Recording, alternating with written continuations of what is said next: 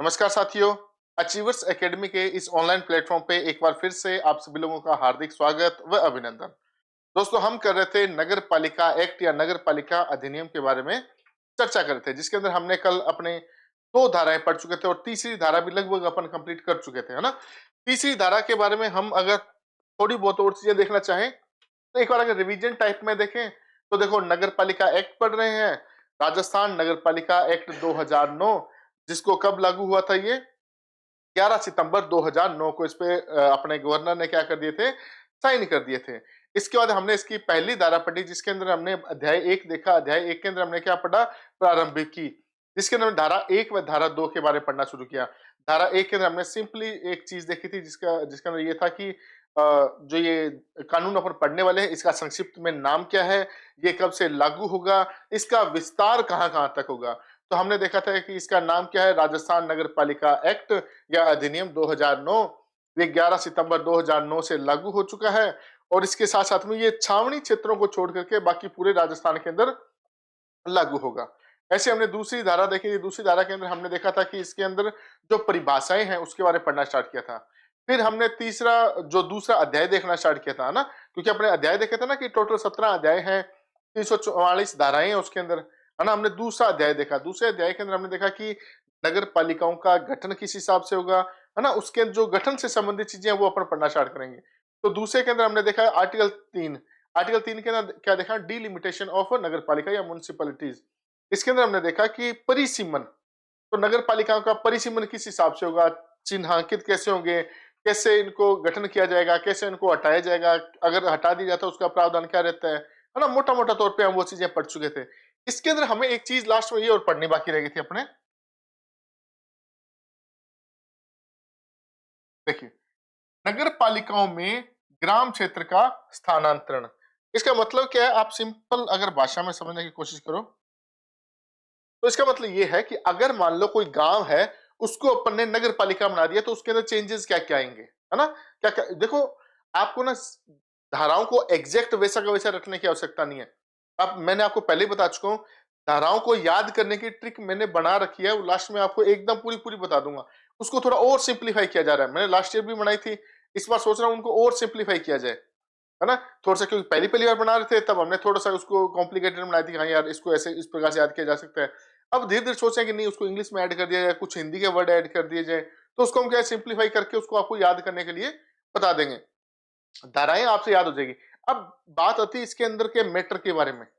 तो मैटर के अंदर क्या क्या चीजें होंगी वो अपन देखना स्टार्ट करते हैं। तो मैटर के अंदर सिंपल सा यही पूछा जा सकता है आपसे, अगर मान लो कोई गांव है, उसको अपन ने क्या कर दिया? नगर पालिका बना दिया, तो उसके अंदर क्या क्या चेंज आ जाएंगे? तो चेंज क्या क्या आ जाएंगे? सिंपल सी बात है, उसके ऊपर जितने भी उसकी लाइबिलिटीज होगी, जो भी उसके एसेट्स होंगे, वो सारे सारे कहां स्थानांतरित हो जाएंगे? अब देनदारी होगी वो कहां पे स्थानांतरित हो जाएगी? अब नगर पालिका के अंदर हो जाएगी, है ना।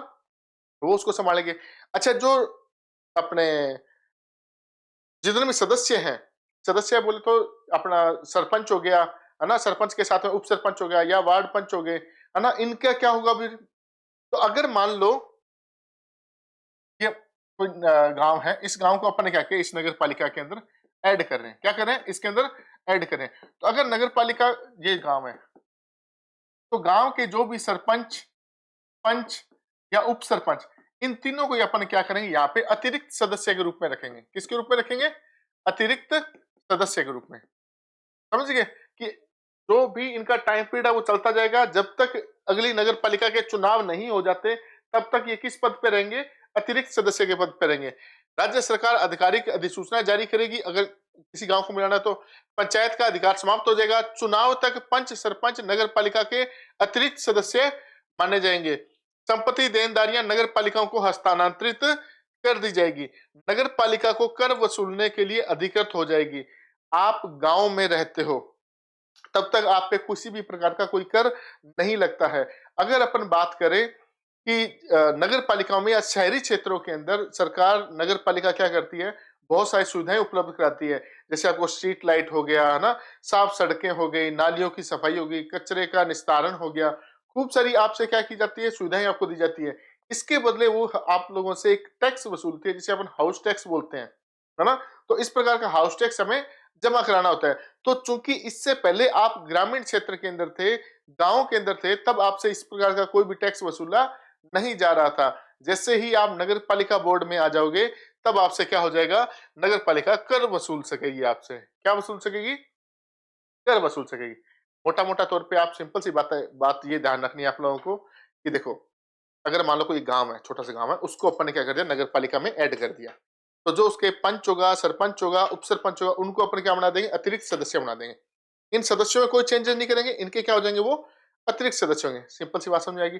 अच्छा, इस गांव की जो भी देनदारियां होंगी, अब वो कौन निभाएगा? ये नगर पालिका निभाएगी, ऑब्वियस सी बात है ना। पहले क्या था, इस गांव के अंदर कोई टैक्स नहीं लगता था, इस नगर पालिका में टैक्स लगता था। अब अपन इस गांव को उठा के नगर पालिका में डाल दिया, तो नगर पालिका पूरी में टैक्स लगेगा, तो इस गांव के लिए क्या लगने लग जाएगा, टैक्स लगने लग जाएगा। तो ये बस अपने को थोड़ा सा ध्यान में रखना है ना। तो ये आप थोड़ा सा इंपॉर्टेंट बात है, ये ध्यान रखना। अगर मान लो किसी नगर पालिका को किसी गांव को नगर पालिका में अगर सम्मिलित किया जाता है, तो उसके जो सदस्य होंगे वो नगर पालिका के अतिरिक्त सदस्य के रूप में जाने जाएंगे। समझ आ गई इतनी बातें? ठीक है, नेक्स्ट देखते हैं अभी अपन। नेक्स्ट है धारा 4। क्या है धारा 4? नगर पालिका बोर्ड को नियमों में छूट। सिंपल से एक चीज समझो, नगर पालिका देखो 3 प्रकार के बोर्ड होते हैं ना। एक तो होती है नगर पालिका बोर्ड, एक होते हैं नगर पालिका परिषद या जिसे नगर परिषद बोला जाता है, एक होता है नगर पालिका निगम या जिसे अपन बोलते हैं नगर निगम बोलते हैं।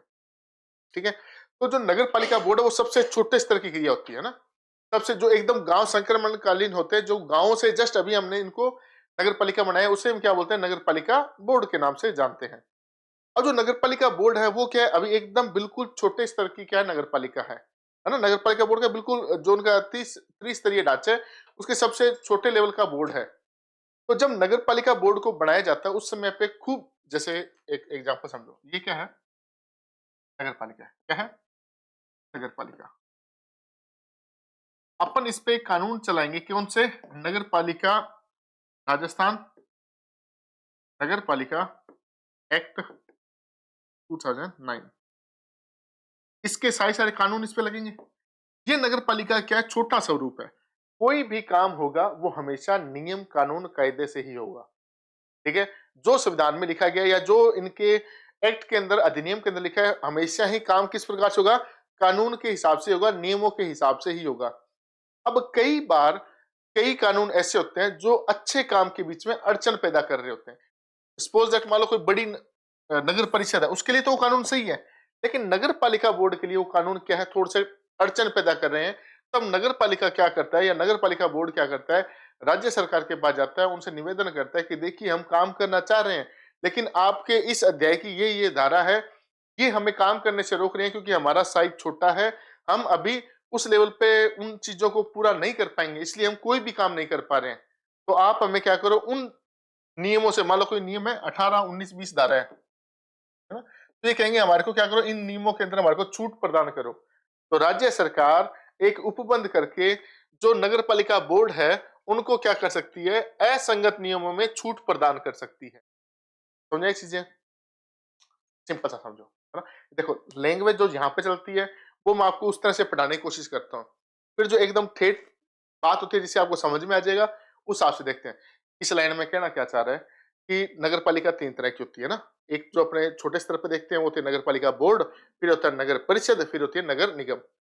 इन तीनों के लिए कानून कैसे बनाए गए हैं, एक जैसे बनाए गए हैं। अब कई बार क्या होता है, कोई गांव है छोटा सा, उसको लगता है कि यार एक नियम है जिसकी वजह से मैं काम नहीं कर पा रहा हूँ, तो सिर्फ नगर पालिका बोर्ड, ध्यान रखना, जो सबसे छोटा स्तर है नगर पालिका बोर्ड, केवल वो जा सकता है राज्य सरकार के पास में, कह सकता है कि साहब ये नियम है, इससे हम काम नहीं कर पा रहे, ये हमारे को कोई दिक्कत प्रदान करे, तो आप प्लीज क्या करो, इसके अंदर हमारे को छूट प्रदान कर दो। तो राज्य सरकार चाहे तो क्या कर सकते, केवल नगर पालिका बोर्ड को, किसको, केवल नगर पालिका बोर्ड को कोई असंगत नियमों में छूट प्रदान कर सकती है। मेरे साथ समझ आ गई होगी बात? अच्छा, एक चीज और ध्यान रखना, जब आपको ऐसे पढ़ाया जाएगा ना, यहाँ पे जैसे बोर्ड पे पढ़ा रहा हूँ मैं ना, तो मेरी भी एक रिस्पॉन्सिबिलिटी बन जाती है कि बच्चों को ना एग्जैक्ट पीपीटी बना के एक एक चीज समझाई जाए, एक एक चीज यहाँ पे बताई जाए। तो कई बार क्या होता है, अपन लोग इस चीज से अभी जुड़े हुए नहीं है, तो हो सकता है आपको लगेगा कि यार कुछ ज्यादा समझ में नहीं आ रहा है ना। लेकिन एक बात का ध्यान रखना, जब अपन इसको समराइज कर रहे होते हैं उस समय पे क्या है, आपको एकदम लोकल लैंग्वेज में आपको समझाएंगे कि क्या कहना क्या चाह रही है। जब आप उस चीज को समझ जाओगे तब आपको अपने आप ये चीजें समझ में आने लग जाएगी। अभी आपको कान नाक सब कुछ खुला रख करके आराम से पढ़ना है बस इसको, क्या चल रहा है, समझाता रहूंगा साथ साथ में। जब इसकी रिवीजन की बारी आएगी उस समय आपको लगा अरे यार इतनी छोटी चीज थी, अपन इतना बड़ा बड़ा पढ़ रहे थे, है ना, समझाई चीजें। तो अपन ने क्या पढ़ा, नगर पालिका एक्ट की धारा नंबर 4 पढ़ ली, नगर पालिका बोर्ड को नियमों में छूट। इसमें ध्यान रखने वाली बात क्या है, केवल नगर पालिका बोर्ड के लिए छूट में प्रावधान है और किसी के लिए छूट में प्रावधान नहीं है। समझाएगी बात। चलो भाई आगे देखते हैं। धारा 5, नगर पालिका की स्थापना या नगर पालिका का गठन। जो छोटे गांव है या जो बड़े गांव है, एक गांव जिसका साइज काफी बड़ा हो चुका है, वो संक्रमणकालीन क्षेत्रों के अंदर आता है, उससे हम एक शहर की संज्ञा दे सकते हैं। उस जगह पे हम स्थापना करते हैं किसकी, नगर पालिका बोर्ड की। आप मान के चलो कि जो बड़ा गांव है उसको हम क्या बनाते हैं, नगर पालिका बोर्ड बनाते हैं। ठीक है, जो छोटा शहर है, मान लो ये अपन ने क्या कर दिया, इसको नगर पालिका बोर्ड बना दिया, कुछ टाइम बाद इसकी जनसंख्या और बढ़ी, फिर और बढ़ी, उसके अंदर सारी मूलभूत सुविधाएं आने लगी, ये प्रकार से शहर के रूप में विकसित होने लग गया। तो अब क्या होगा, इस शहर को हमें थोड़ा और बड़ा रूप देना होगा। और बड़ा रूप देने के लिए हम यहाँ पे क्या स्थापना करते हैं, नगर पालिका परिषद की। तो नगर पालिका परिषद कहाँ पे होती है, छोटे शहरों में। छोटे शहरों में किसकी स्थापना की जाती है, नगर पालिका परिषद की या नगर परिषद की, या नगर निगम की बात कर ले ना। नगर निगम का होता है बड़े शहरों में। बड़े शहर, जो शहर थोड़े बड़े हो जाते हैं उनमें क्या करते हैं अपन, नगर निगम की स्थापना कर देते हैं। छोटे शहरों में अपन नगर परिषद की।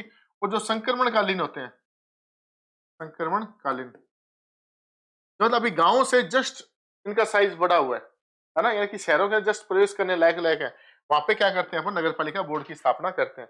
सिंपल सी बात समझ लो, गांव है, गांव थोड़ा सा बड़ा हो गया, उसका साइज बड़ा हो चुका है गांव का, अब उसको क्या करना है, हमें शहरों के रूप में इसको विकसित करना है। तो हम वहां क्या करेंगे, नगर पालिका बना देंगे, उसको क्या बना देंगे, नगर पालिका बना देंगे।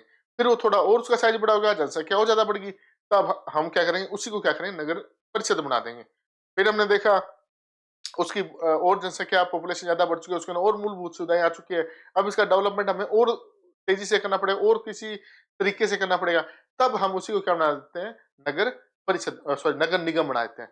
तो 3 है, छोटे गांव है, उन जो बड़े गांव है, बड़े गांव को जस्ट शहर में लाना नहीं है, उसके लिए तो हम क्या करेंगे, नगर पालिका, फिर नगर परिषद, फिर नगर निगम। समझा गए तीनों तीनों चीजें, है ना।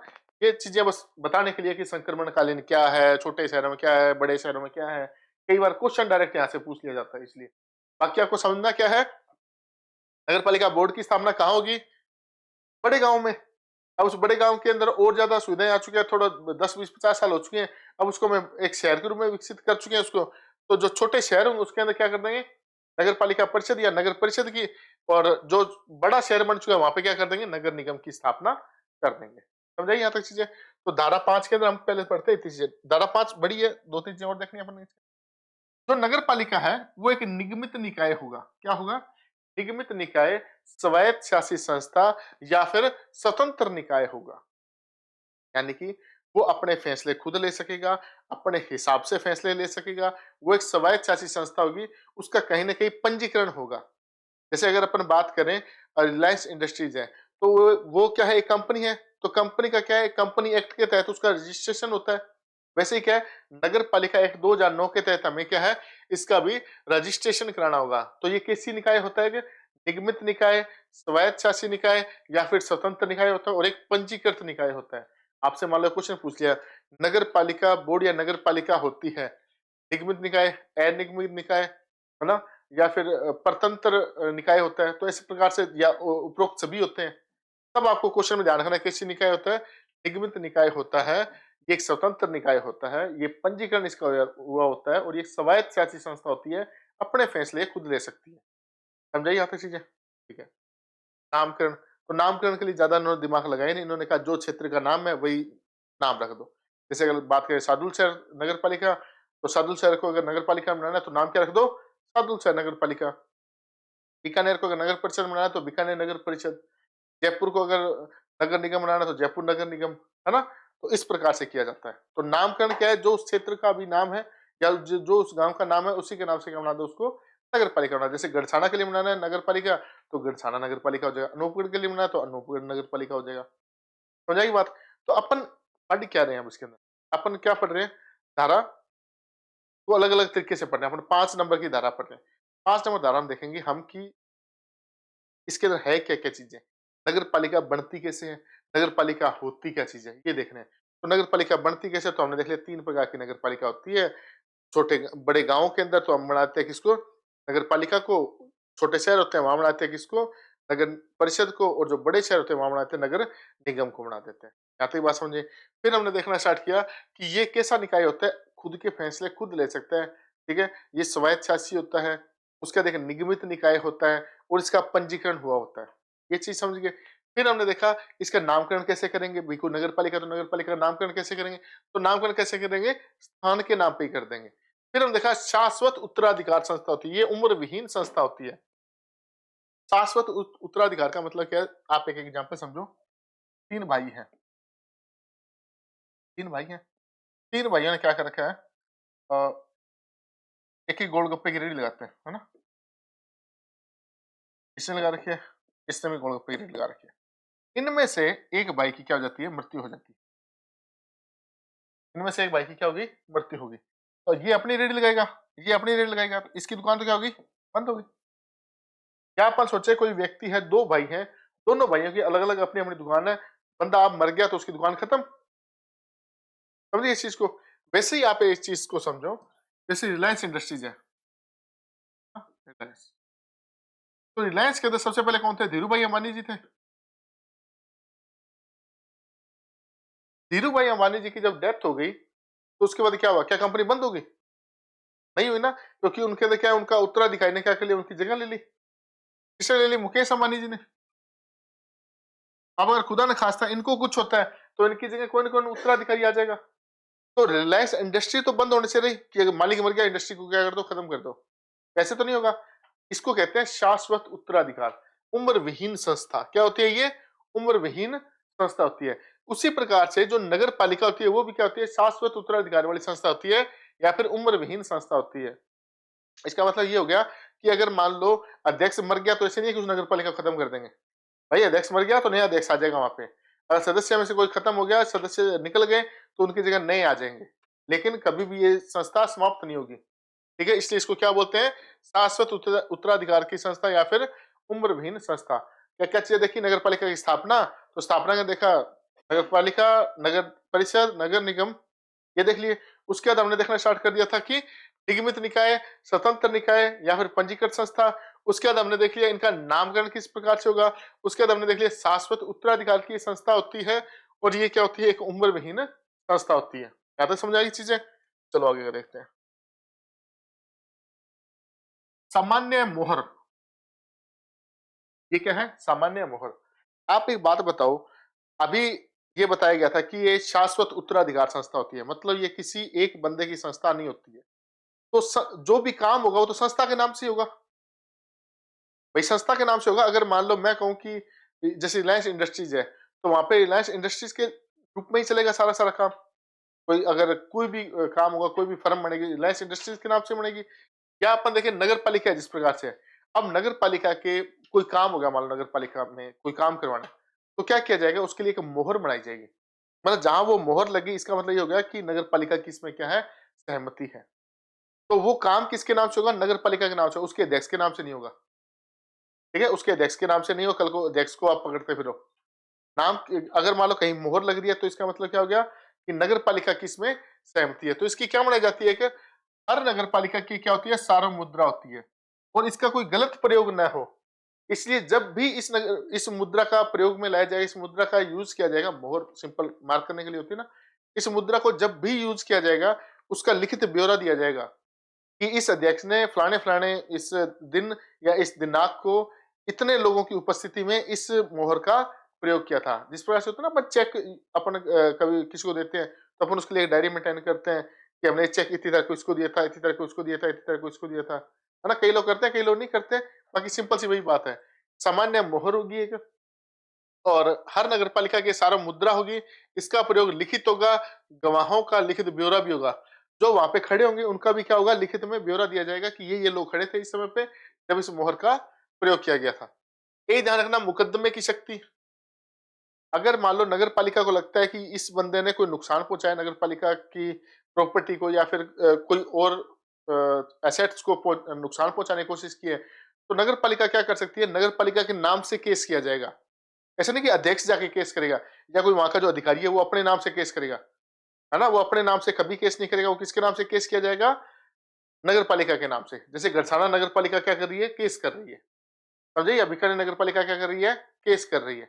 तो अगर कोई दिक्कत होती है, कोई प्रॉब्लम होती है, तो केस फाइल या मुकदमा कौन करेगा, नगर पालिका के नाम से केस फाइल किया जा सकता है। और अगर कोई आम आदमी को नगर पालिका के किसी कार्य से दिक्कत होती है तो वो नगर पालिका पे केस करेगा, ठीक है। तो नगर पालिका पे केस किया जा सकता है और नगर पालिका किसी और पे भी केस कर सकती है। ये समझ आ गया चीजें क्या है, यानी कि नाम उनका चलेगा, कुल मिलाकर नगर पालिका का नाम चलेगा। अगर मान लो उनका क्यों, क्योंकि शाश्वत उत्तराधिकार है। अगर मान लो अध्यक्ष के नाम चले, अध्यक्ष मर गया, फिर केस तो खत्म हो गया, क्या चलेगा फिर केस का। इसलिए केस हमेशा किसके नाम से किया जाएगा, नगर पालिका के नाम से ही किया जाएगा। क्या तो समझ आ गया। एक चीज और देखो, औद्योगिक क्षेत्र में नगर पालिका संस्था की मनाही।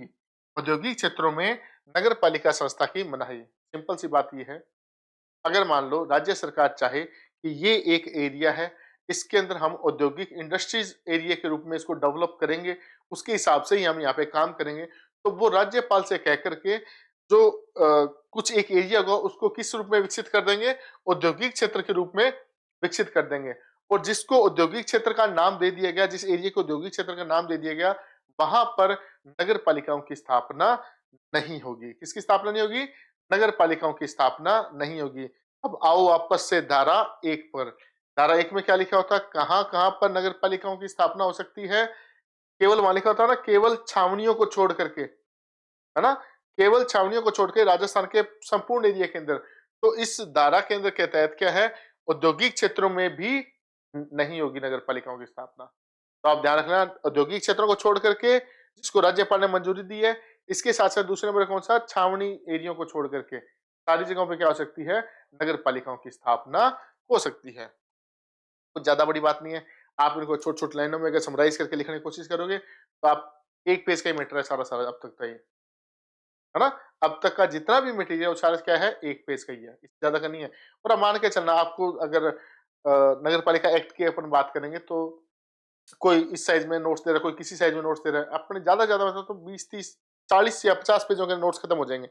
बिल्कुल शॉर्ट शॉर्ट में लिखेंगे, उनका रिवीजन बार बार करना है, 5 बार 10 बार 15 बार 20, जो इंपॉर्टेंट इंपॉर्टेंट चीजें वो लिखो, बाकी वो छोड़ते जाओ बार बार। इससे लिखने की जरूरत नहीं है कि रेड पेन से लिख रहे हो, ब्लैक पेन से लिख रहे हो, इतना स्पेस दे रहे हो, इसको नोट कर रहे हो, ये कर रहे हो। इंपॉर्टेंट इंपॉर्टेंट चीजें लिखो, बार बार उनका रिवीजन करो, 1 बार 2 बार 3 बार। मतलब मेरे कहने का मतलब ये है कि जब तक आपका पेपर है 20 से 25 बार आप क्या करो, इसका रिवीजन कर लो, बार बार इसका क्या करो, टेस्ट दे दो, दिक्कत कहीं आएगी नहीं आप लोगों को। समझ आ गई बात है, तो बार बार इसका क्या करना है अपने को, रिवीजन करना है। समझ आ गई चीजें, चलो आगे का देखते हैं अपन। विकास प्राधिकरण, इसके बारे में बात करें। विकास प्राधिकरण, सरकार किसी एक से एरिया को या एक ऐसी जगह को विकास प्राधिकरण या विकास सॉरी डेवलपमेंट अथॉरिटी के रूप में इसको क्या कर सकती है, विकसित कर सकती है। विकास प्राधिकरण कहाँ पे लागू होता है, जो एरिया सरकार ऐतिहासिक, सांस्कृतिक व पर्यटन की दृष्टि से महत्वपूर्ण स्थानों को, यानी कि वो एरिया जो ऐतिहासिक रूप से थोड़ा इंपॉर्टेंस रखता हो, सांस्कृतिक रूप से कल्चरल एक्टिविटी जहाँ पे ज्यादा हो रही है उसके रूप में वो इंपॉर्टेंस रखता हो। इसके साथ साथ में क्या है, कोई जो एरिया जो पर्यटन की दृष्टि से इंपॉर्टेंट हो, वहां पे उसके रैपिड डेवलपमेंट के लिए क्या बना सकती है, उस जगह को विकास प्राधिकरण में घोषित कर सकती है। किसमें घोषित कर सकती है, विकास प्राधिकरण में घोषित कर। जैसे अभी बीकानेर को किया गया है,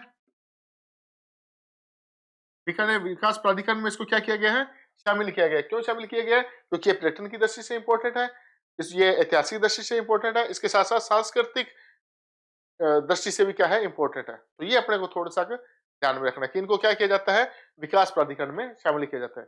अच्छा एक चीज और, जैसे मान लो विकास प्राधिकरण में शामिल कर दिया और यहाँ पे क्या है, नगर निगम भी है या नगर परिषद है या नगर पालिका है ना।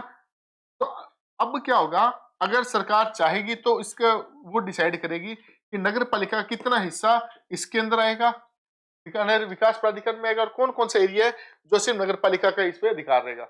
वो डिसाइडेशन कौन करेगा, राज्य सरकार करेगी अपन। समझा, देखो सिंपल सी बात, मान लो बीकानेर के अंदर नगर पालिका है, ठीक है, वहीं इसको क्या कर दिया, विकास प्राधिकरण के अंदर इसको डाल दिया। जैसे जेडीए है ना, जयपुर के अंदर जेडीए, जयपुर डेवलपमेंट अथॉरिटी, जैसे बीकानेर का बीडीए, बीकानेर डेवलपमेंट अथॉरिटी। तो अगर जेडीए के अंदर, जेडीए वहां पे बना हुआ है, वहीं पे क्या है, नगर निगम भी है। तो अगर चाहे सरकार चाहेगी तो वो क्या करेगी, इन दोनों में से बता देगी इतने एरिया का शासन जेडीए के अंदर आएगा, और अगर चाहे तो इन दोनों को सेपरेट भी रख सकती है। तो सरकार डिसाइड करेगी कि बीकानेर विकास प्राधिकरण या फिर जयपुर विकास प्राधिकरण के अंदर कौन कौन से एरिया आएंगे, कौन कौन से कानून लागू होंगे। समझाई चीजें, विकास प्राधिकरण का कंसेप्ट समझ आ गया। तो यहां तक अपन बात कर रहे थे किसके बारे में, धारा 5 के बारे में। किसके बारे में बात कर रहे थे, धारा 5 के बारे में बात करते हैं। अब अपन बढ़ते हैं आगे, धारा 6। धारा 6 के अंदर किसके बारे में बताया गया, नगर पालिका की संरचना के बारे में बताया गया। किसके बारे में बताया गया, नगर पालिका की संरचना के बारे में। देखो, नगर पालिका दो भागों में बटी होती है। एक तो वो थड़ा जो क्या कर रहा है, निर्णायक होता है या जो नियम बनाता है, ठीक है। एक वो एरिया या एक वो सदस्य, एक वो मेजोरिटी जो क्या कर रही है, नियम कानून कायदे बना रही है कि नगर पालिका के लिए ये कानून होना चाहिए। एक वो थड़ा जो क्या करे, उन नियमों को लागू करवाएगा जिसकी आप तैयारी कर रहे हो, जैसे कि ईओ, अधिशासी अधिकारी, उसका काम क्या होता है, जो नगर पालिका के सदस्यों ने, अध्यक्ष ने जो कानून बनाए उसको हमें क्या करना है, लागू करवाना है। सिंपल सा है ना। तो अब हमें क्या है, ईओआरओ की तैयारी करें तो ईओआरओ तो सरकारी पोस्ट है, तो इसके बारे में तो ज्यादा अपने को पढ़ना है नहीं, है ना। अपने को पढ़ना डायरेक्ट इनके बारे में, गठन के बारे में पढ़ रहे हैं, अपन चैप्टर नंबर 3 पढ़ रहे हैं, गठन के बारे में पढ़ रहे हैं। तो निर्णायक होते हैं, उनके बारे में देखते हैं क्या कुछ होता है। क्या है निर्णायक के बारे में, निर्णायक को अपन ऐसे समझते हैं, जो नियम बनाने वाले होते हैं। क्या होते हैं, नियम बनाने वाले। नियम बनाने वाले में देखो, कुछ तो होते हैं जिनका चुनाव होता है, कुछ होते हैं जिनको मनोनीत किया जाता है, कुछ होते हैं जो पदेन होते हैं। पदेन का मतलब हो गया जो अपने पद पे रहते हुए ऑटोमेटिकली उस पद पे आ जाते हैं, ठीक है, उनको क्या बोलते हैं, पदेन बोलते हैं। ठीक है, चलो देखो, अब मैं बात करूं जिनको चुनाव होकर के आता है, उनका तो होता है प्रत्यक्ष चुनाव। क्या होता है, क्या क्या होता है, प्रत्यक्ष चुनाव होता है। चुनाव के द्वारा आते हैं ये। कैसे होता है, प्रत्यक्ष चुनाव होता है, हम जाकर के वोट देकर के आते हैं, वो सदस्य सुनते हैं, वो आगे उनका जो प्रोसीजर, वो आगे वो बात देखेंगे। जो निर्वाचित होकर के आते हैं उनका क्या होता है, प्रत्यक्ष चुनाव होता है। उसके बाद आता है मनोनीत। मनोनीत के अंदर पहले जो कंडीशन थी उसके अंदर ये था कि या तो 3 सदस्यों को मनोनीत किया जाएगा, या फिर जो टोटल वार्ड है, जो टोटल सीटें हैं उनका 10% या 10%, जो भी कम हो, जो भी कम हो। क्या क्या है, चुनाव प्रत्यक्ष चुनाव होगा। मनोनीत के अंदर क्या है, 3 सदस्य होंगे या फिर 10%, टोटल सीटों का 10% या फिर 3 सदस्य, जो भी कम हो, ध्यान रखना, जो भी क्या हो, कम हो। मान लो 50 सीटें हैं, टोटल नगर पालिका कितनी है, 50 सीटें हैं। 50 का अगर अपन देखें 10% कितना होगा, तो ये कितना निकल गया, 5। तो हम क्या बात करेंगे कि 5 सीटें, अब 5 सीटें ये है, पहले कितनी सीटें हैं, 3, तो कम कौन सी हो जाएगी, 3, तो हम कितने सदस्य लेंगे, मनोनीत कितने सदस्य किए जाएंगे, 3 सदस्य किए जाएंगे। कितने किए जाएंगे, 3 सदस्य। अच्छा, 3 सदस्य होंगे कौन, जो भाई नगर पालिका के बारे में जानकारी रखते हो, नगर थोड़े कानून के बारे में जानकारी रखते हो, है ना, क्योंकि उनको काम करवाना होता है, इसलिए मनोनीत किया जाता है। ये तो था पहले का रूल। अभी सिंपल क्या रूल कर दिया गया है, जो नगर निगम है, नगर पालिका है, बोर्ड है ना, नगर पालिका बोर्ड, वहां पे कितने होंगे, 4, और नगर परिषद में 5, नगर निगम में 6, सिंपल फ्लैट। आगे आएगा तब अपने आगे और बात करेंगे, लेकिन अभी के लिए ध्यान रखना, जो मनोनीत होते हैं वो क्या है, 3 सदस्य या फिर जो 10% है टोटल सीटों का, जो उनमें से कम है उसको हम क्या करते हैं, रखते हैं। यहाँ तक समझ आया। पहले तो जो चुनाव होकर के आ रहे हैं, दूसरे कौन से हैं, मनोनीत होकर के आ रहे हैं, तीसरे हैं पदेन। पदेन कौन से होते हैं, जैसे एमएलए, एमपी। तो जो एमएलए है वो तो इन तीनों के अंदर रहता है, नगर पालिका में भी होता है, नगर परिषद में भी होता है, और नगर निगम में भी होता है, इनका पदेन सदस्य होता है। लेकिन जो एमपी है वो नगर पालिका बोर्ड में नहीं होता है, वो किस में होता है, एक तो होता है नगर परिषद में, और एक किसमें होगा, नगर, दो जगह होता है। किस किस जगह होता है, नगर परिषद में और नगर निगम के अंदर 2 जगह होता है। यहाँ तक चीज समझ आएगी, कोई दिक्कत भाई, है ना। तो अब देखते हैं अपन इसको, देखो धारा 6 के बाद देख रहे हैं नगर पालिका की संरचना। एक तो होते हैं निर्णायक होते हैं, एक होते हैं निर्णय लागू करवाने वाले। प्रत्येक चुनाव द्वारा सदस्यों को क्या होगा, चुनाव होगा। प्रत्येक वार्ड से कितने सदस्य होंगे, एक सदस्य होंगे। नगर पालिका में कम से कम 13 सदस्य होने चाहिए। तो ये अपन आगे की बातें हैं, इसके अंदर आगे देखते हैं। प्रतिनिधि है ना, प्रति जो जो जिसको अपन पदेन भी बोल सकते हैं। एमएलए का कहाँ का होगा, नगर पालिका बोर्ड, नगर परिषद और नगर निगम तीनों का होगा। एमपी लोकसभा का कहाँ का होगा, नगर परिषद का होगा और नगर निगम का होगा, जो उस एरिया के अंदर लग रही होगी, है ना, उसका। अच्छा, मनोनीत सदस्य के बारे में क्या लिखा हुआ है, न्यूनतम 3 अथवा कुल सदस्यों का 10% जो भी कम हो, जो भी कम हो, ध्यान रखना इस बात का। अच्छा नोट, एमपी, एमएलए और निर्वाचित सदस्य किसी मीटिंग के अंदर जब बैठेंगे तो वहां पे अपना भाषण दे सकते हैं, अपने विचार रख सकते हैं, अपना मत दे सकते हैं, यानी कि अपना वोट भी दे सकते हैं किसी चीज को लागू करो। क्योंकि सिंपल क्या होता है, मान लो यह मीटिंग चल रही है, मीटिंग के अंदर मान लो 15 लोग है ना, क्या मान लो 20 लोग हैं, 20 लोग हैं, कोई एक मुद्दा है कि हमें ये काम करना है, उसमें से 10-12 लोगों ने क्या कर दिया, यस में क्या कर दिया, वोट डाल दिया, और बाकी जो 8 लोग बचे इन्होंने नो में डाल दिया, तो क्या हो जाएगा, वो काम हो जाएगा, क्योंकि 12 लोगों ने इस पे क्या कर दिया, यस कर दिया।